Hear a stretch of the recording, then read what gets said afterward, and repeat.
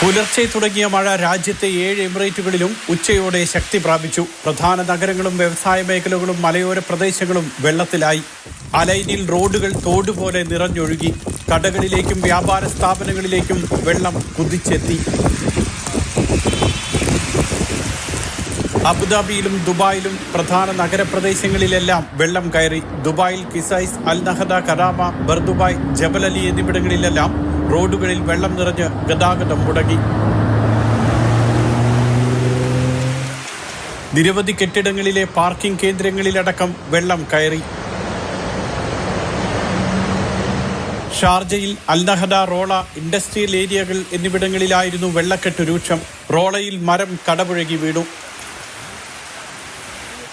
Ras al ഖൈമയിലും ഫുജൈറയിലും വാദികൾ കരകവിഞ്ഞ് road ഗതാഗതം മുടങ്ങി. റാസൽ ഖൈമയിൽ മണ്ണിടിഞ്ഞ് റോഡ് തകർന്നു.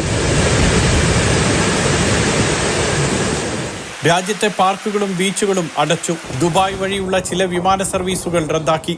ഉച്ചയ്ക്ക് മുൻപുള്ള 13 വിമാനങ്ങൾ മറ്റ് വിമാനത്താവളങ്ങളിലേക്ക് വഴി തിരിച്ചുവിട്ടു. ഗ്ലോബൽ വില്ലേജിലും വെള്ളം കയറി. അജ്മാൻ, ഉമ്മൽ ഖുവൈൻ എന്നിവിടങ്ങളിലും മഴയും വെള്ളക്കെട്ടും തുടരുകയാണ്.